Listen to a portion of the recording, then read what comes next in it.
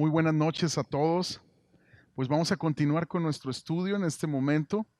Y yo te invito a abrir tu Biblia en el libro de Apocalipsis capítulo 3, verso 14, por favor. Vamos a estar leyendo y estudiando el mensaje a la iglesia de la Odisea. Y yo quisiera que pues comprendiéramos una verdad y un principio que no puede pasar desapercibido en el mensaje de las 7 iglesias de Apocalipsis. ¿Cuál es el principio? Bueno, es el principio de la revelación. ¿A qué me refiero con esto? Antes de iniciar este estudio del mensaje a la Odisea, ¿te has fijado que a lo largo de estos estudios del mensaje a las 7 iglesias nos ha dado nuestro Señor Jesucristo la ilustración, o es decir, la referencia de quién es Él? Este es el principio de la revelación. Por ejemplo, en Apocalipsis capítulo 2, verso 1 dice: el que tiene las 7 estrellas en su diestra, el que anda en medio de los 7 candeleros de oro, dice esto. Esto fue antes de dar la instrucción a Éfeso. Tenemos el siguiente en el capítulo 2, verso 8. El primero y el postrero, el que estuvo muerto y vivió. Capítulo 2, verso 12 dice: el que tiene la espada aguda de 2 filos, dice esto. El capítulo 2, verso 18 dice: el Hijo de Dios, el que tiene ojos como llama de fuego y pies semejante al bronce bruñido. En el capítulo 3, verso 1 dice: el que tiene los 7 espíritus de Dios y las 7 estrellas, dice esto. Capítulo 3, verso 7 dice: esto dice el santo, el verdadero, el que tiene la llave de David, el que abre y ninguno cierra, y cierra y ninguno abre. Y aquí en el mensaje a la Odisea, el Señor Jesucristo se presenta de esta manera: he aquí el amén, el testigo fiel y el verdadero, el principio de la creación de Dios, dice esto. Entonces, en el mensaje a las 7 iglesias encontramos este principio de revelación. ¿Qué quiere decir esto? Bueno, que primero viene la revelación a nuestra vida de quién es Jesús, y a partir de ahí se deriva todo lo que Dios quiere mostrarnos acerca de su persona, las instrucciones y los elogios que Él quiere dar a nuestra vida. Primero viene la revelación, después viene el mensaje. Entonces, hay 4 principios que son poderosos y que podemos entender en cuanto al principio de la revelación. Número 1, sin la revelación, el mensaje carece de peso espiritual. ¿Por qué? Porque cualquier reprensión o felicitación de parte de Cristo o desafío carecen de significado si no conocemos quién es Jesús. Porque cuando sabemos quién es Jesús, entonces estamos listos para recibir un elogio, o de otra manera nos envanecemos. Entonces, otro principio de la revelación es que respondemos mejor el mensaje sabiendo que Jesucristo mismo lo está pidiendo. Entonces, primero es comprender quién es Jesús, y después viene toda la instrucción que Él quiere dar a nuestra vida. Esta revelación confirma la divinidad de Jesús. Nadie puede hablarle así a la iglesia, pero Jesús lo está haciendo porque Él es Dios. No está hablando un ángel, está hablando Jesús. Después de todo, hemos aprendido que el libro de Apocalipsis quiere decir el libro de la revelación de Jesucristo. Entonces, todo cambio importante que Dios quiere hacer en nuestra vida, toda transformación espiritual, debemos entender que proviene de un momento de revelación. Así es. Tú y yo no habríamos nacido de nuevo en el Espíritu sin una revelación de Jesús. Por ejemplo, Saulo no hubiera sido Pablo si no hubiera sido por la revelación que tuvo de Jesús camino a Damasco. Pedro y los discípulos no hubieran transformado el mundo si Jesús no se hubiera manifestado a ellos vivo y después muerto. Por lo tanto, ningún siervo de Dios, ningún cristiano, ningún creyente daría su vida por el Evangelio sin una revelación que estremezca su corazón. Entonces, ¿qué quiere decir esto? Que tú y yo debemos de buscar constantemente a través de la oración y de la palabra de Dios la revelación de quién es Jesús.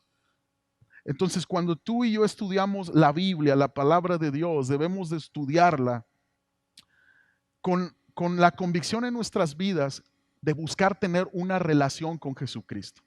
y que el Espíritu Santo sea quien nos revele quién es Jesús, todo lo que Él ha hecho por nosotros, todo lo que Él desea para nosotros. Recordamos que el estudio no se trata solamente de estudiar un libro histórico, sino estamos estudiando un libro, el único libro donde el escritor está presente.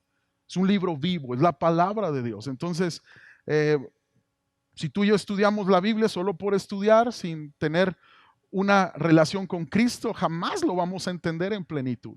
Hay mucha gente que se ha dedicado a estudiar este libro sin una revelación de quién es Jesús y son ateos. Son gente duros en su corazón y no han tenido un fruto de salvación. ¿Por qué? Porque primero es entender quién es Jesús. Y Jesús quiere revelarse a tu vida a través de su palabra, disponiendo tu corazón en oración.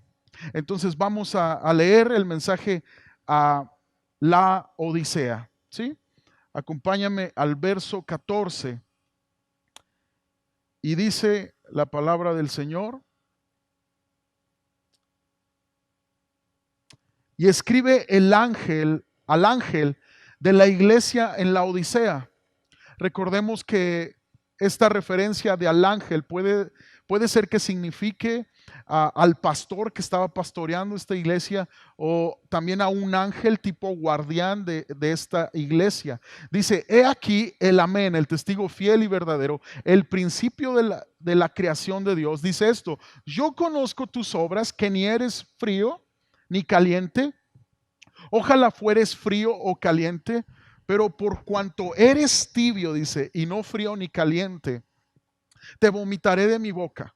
Porque tú dices: yo soy rico y me he enriquecido y de ninguna cosa tengo necesidad, y no sabes que tú eres un desventurado, miserable, pobre, ciego y desnudo. Por tanto, yo te aconsejo que de mí compres oro refinado en fuego, para que seas rico, y vestiduras blancas para vestirte, y que no se descubra la vergüenza de tu desnudez, y unge tus ojos con colirio para que veas. Yo reprendo y castigo a todos los que amo. Sé pues celoso y arrepiéntete. He aquí, yo estoy a la puerta y llamo. Si alguno oye mi voz y abre la puerta, entraré a él y cenaré con él y él conmigo. Al que venciere, le daré que se siente conmigo en mi trono. Así como yo he vencido y me he sentado con mi Padre en su trono. El que tiene oído, oiga lo que el Espíritu dice a las iglesias. Bueno, yo quiero decirte que la ciudad de la Odisea era una ciudad muy rica, y incluso había una escuela de medicina que había desarrollado un colirio o ungüento que era capaz de sanar enfermedades de los ojos. Y esta ciudad era muy próspera y era autosuficiente. Tanto que en una ocasión sufrió un terremoto y gran parte de la ciudad se derrumba. Incluso Roma se ofrece para ayudarla con recursos, y la Odisea se niega y dice: no, somos capaces de levantar esta parte de la ciudad que se derribó. Entonces era una ciudad autosuficiente, segura de sí misma. Ahora, ¿por qué razón menciono la situación de la ciudad? Bueno, porque hemos venido mencionando que la situación de la ciudad tiene una influencia sobre la gente que vive en esta ciudad. Entonces, la gente creyente, discípulos de Jesús, tenían la lucha espiritual con el ambiente espiritual de la ciudad. Influye mucho lo que vemos en nuestra ciudad, en nuestras vidas. Por eso tú y yo debemos de poner nuestros ojos en Jesús y tener la certeza de que el reino de Dios es una contracultura al reino de este mundo. Somos como los salmones. Los salmones van en contra de la corriente. Así es el cristiano. Somos llamados a ir en contra de la corriente.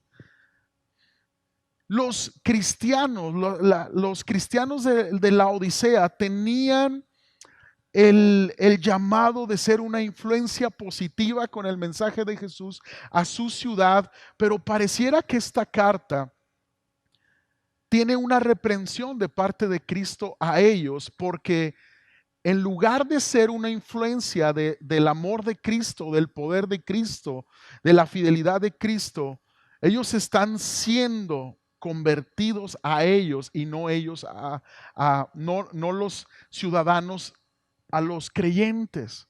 Entonces quiere decir que esta es la única iglesia, fíjate bien, de todos los mensajes que Jesús no tiene nada bueno que decir. Dice Apocalipsis 3:15 al 16, yo conozco tus obras, que ni eres frío ni caliente, ojalá fueses frío o caliente, pero por cuanto eres tibio y no frío ni caliente, te vomitaré de mi boca. El agua refresca en el calor cuando está fría. El agua caliente es un deleite, ¿verdad? Con cafecito en días nublados como ahorita estuvo. En días que está lloviendo, cómo se disfruta rico un café. Pero el agua tibia es desagradable. Es desagradable. ¿Por qué? Porque aún el agua tibia sirve para provocar el vómito, ¿sabías tú?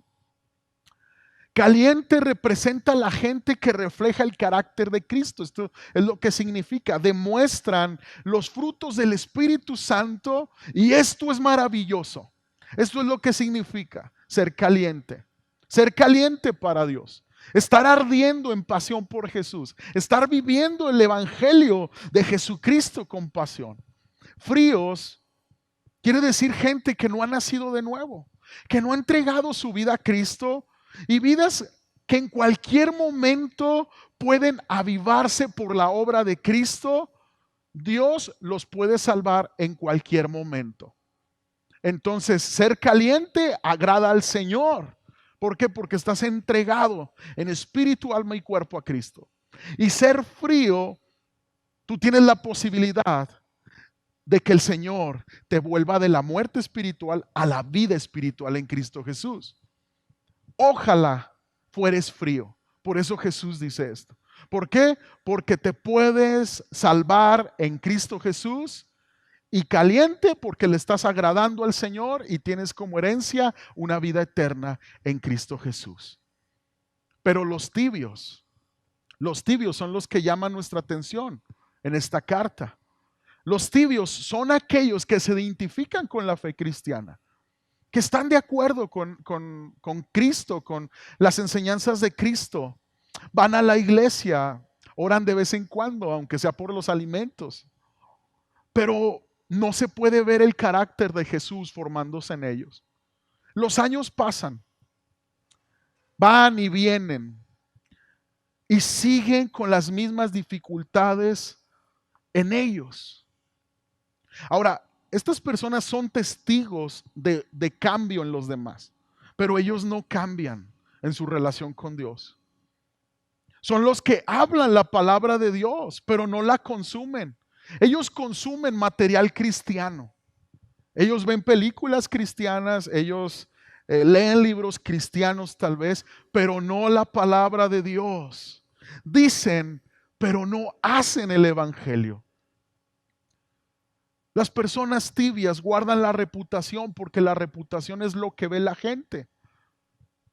Pero Dios ve la fe y el carácter. Y esto es lo que para Dios es importante. Pero ellos prefieren las apariencias. Las personas tibias son muy difícil, escucha, de que se conviertan. ¿Por qué? Porque las personas tibias hacen cosas que hacen las personas calientes por el Señor, pero no tienen salvación. Y no hay quien los convenza que necesitan salvación. Y en este sentido son más difícil de alcanzar que los fríos que están afuera sin Cristo. Estas personas que son calientes por Dios, fervientes por Dios, disfrutan la palabra de Dios, la presencia de Dios, la unidad del cuerpo de Cristo, la adoración a Dios. Pero los tibios escuchan un mensaje de la palabra de Dios y no creen que es para ellos. No creen. Alguien tibio no cree si es un mensaje de santificación que es para él, porque él está por encima de los demás. El tibio ve el pecado de otros, pero no el de él. Él tiene la mente funcionando, pero él tiene el corazón detenido por Dios. No palpita su corazón en pos de Dios. No arde su corazón con las palabras de Cristo. Un ejemplo de tibieza espiritual lo vemos en los fariseos, en Judas. ¿Pueden encajar con esta descripción? La autosuficiencia pudiera decir, yo no necesito este mensaje, yo ya sé. Pero la pregunta que se debe de hacer todo cristiano ferviente, caliente por el Señor, no es si conozco este mensaje, no. La pregunta que se debiera de hacer todo creyente en Jesús es que si yo estoy aplicando este mensaje. Entonces los tibios dicen, no necesitamos una iglesia porque la iglesia nos salva. Y por eso pierden el hábito de congregarse, como dice Hebreos capítulo 10. Ellos dicen, no necesitamos la palabra porque ellos leen mucha literatura cristiana. No necesitamos una comunidad de creyentes, solo Dios y yo. No necesito el compañerismo cristiano. ¿Sabías tú que los fariseos fueron incansables por Jesús?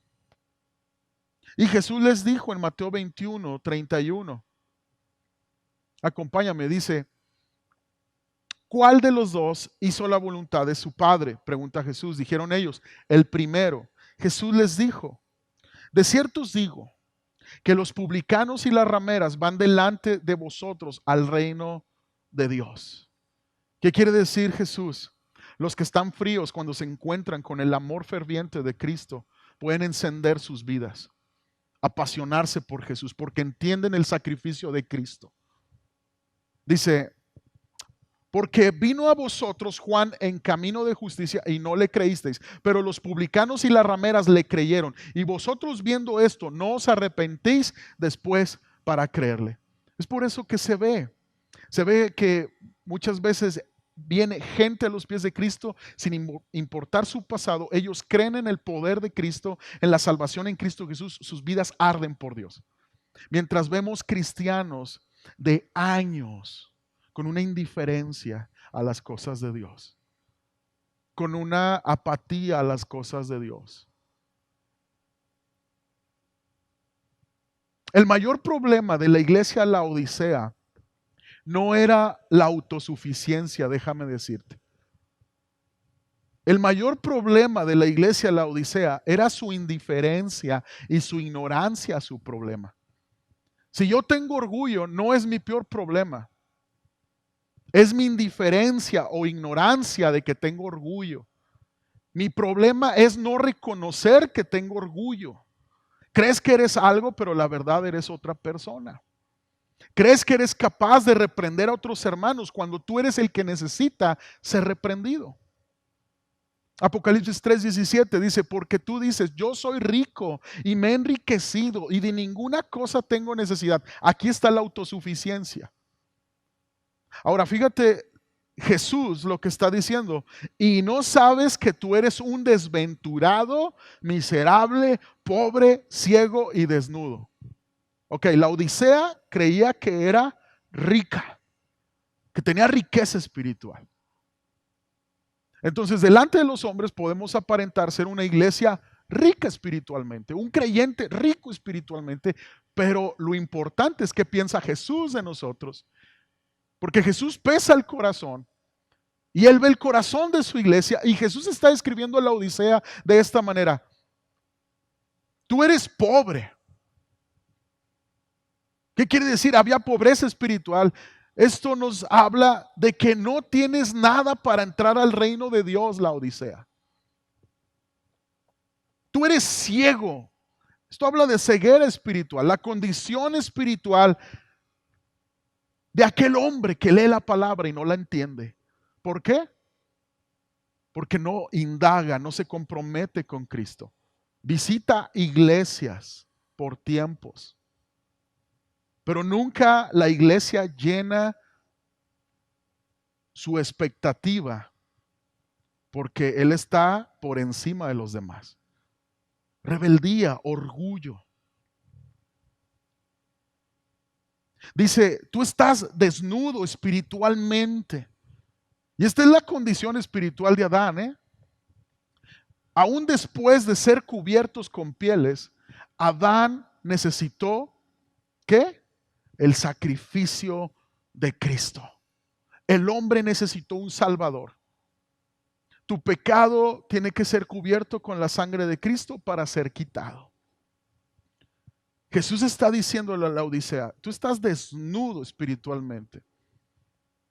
Apocalipsis 3:18 dice, por tanto yo te aconsejo que de mí compres oro refinado para que seas rico en verdad. Me encanta Jesús. No solamente confronta nuestra condición, pero siempre nos da la salida, la respuesta, la solución a nuestra condición espiritual. Dice, y vestiduras blancas para vestirte, y que no se descubra la vergüenza de tu desnudez. Unge tus ojos con colirio para que veas. Fíjate cómo Jesús está usando lo que para ellos es familiar para que entiendan su reino y su voluntad.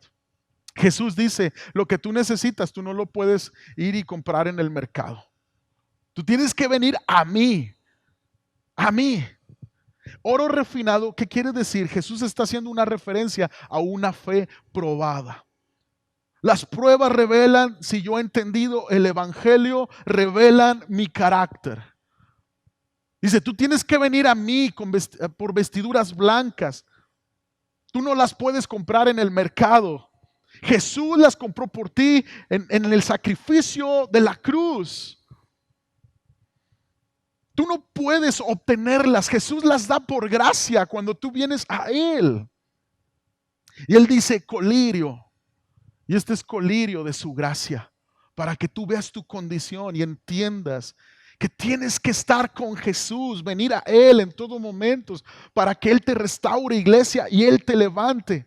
Que el Espíritu Santo ponga colirio en nuestros ojos para que en verdad veamos nuestra condición espiritual y toda ceguera caiga de nuestras vidas y entendamos que necesitamos de Cristo. Es terrible creer que somos una persona, pero no lo somos delante de Dios. Que el Espíritu Santo ponga colirio esta noche para que entiendas tu necesidad de arrepentimiento y de compromiso con Cristo. Que entiendas que has sido soberbio, que has sido orgulloso, que no has amado a Cristo, criticando a su iglesia. Porque si amas a Cristo, amas su cuerpo, valora su cuerpo. Que Dios ponga colirio esta noche en nuestras vidas. Dice el verso 19, yo reprendo y castigo a todos los que amo. Sé pues celoso y arrepiéntete. La disciplina es un acto de amor de Dios para sus hijos.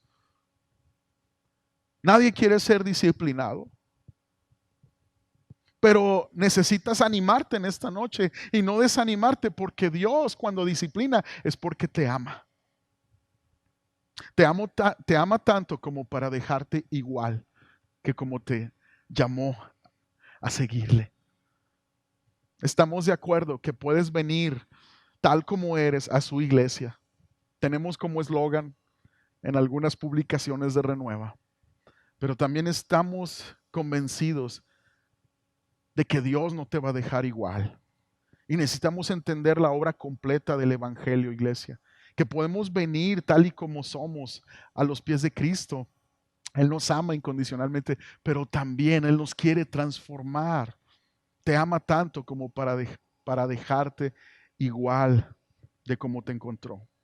Estos 7 mensajes, amados, son algo difíciles de digerir. Por eso decidí dividirlos antes de pasar al capítulo 4, porque son 7 mensajes de arrepentimiento. Son 7 veces a las que el Señor nos está llevando a arrepentirnos. Cuando yo estudio estos 7 mensajes, me lleva a arrepentimiento a mí. quisiera que también a ti te esté llevando a arrepentimiento. Y yo quiero darte una lista de consejos prácticos para mantener tu fervor por Dios.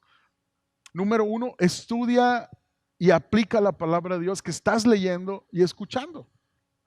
Número dos, una vida de oración y una intimidad con Dios van a hacer una diferencia en tu vida espiritual. Número tres, una vida de arrepentimiento todos los días. Número cuatro, otro consejo que te doy para mantener tu fervor por Dios, tú necesitas una comunidad de creyentes.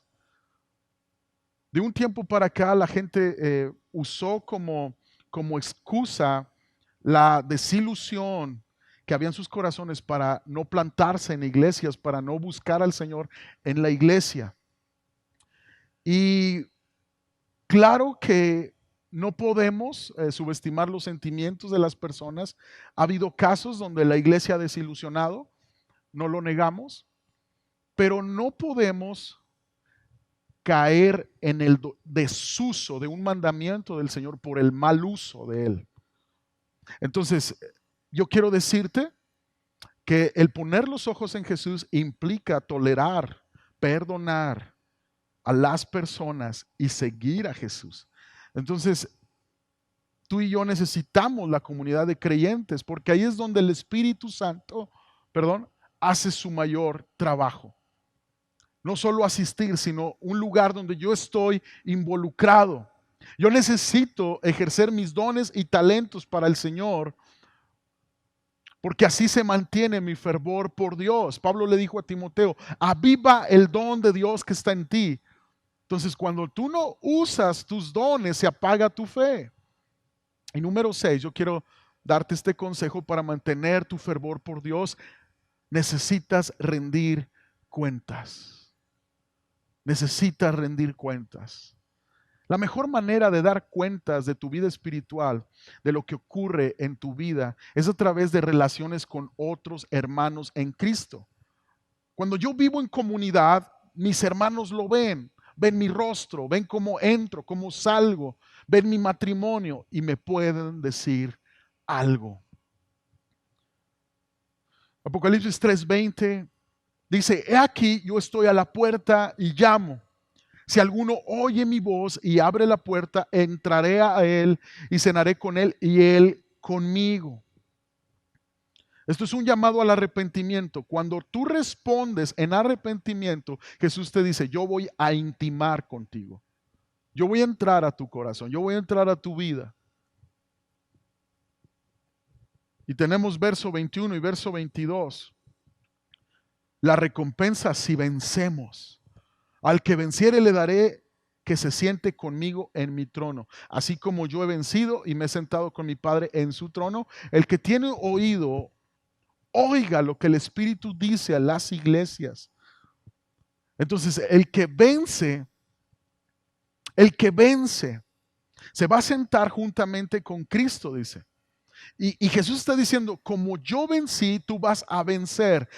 Entonces, ¿qué quiere decir? Bueno, Jesús venció. Yo soy llamado a vencer. No puedo vencer en mis propias fuerzas. Solo puedo vencer siendo ferviente por Cristo. ¿Y cómo soy ferviente por Cristo? Intimando con Él. Entonces, volvemos a poner nuestra atención en este llamado al arrepentimiento, iglesia.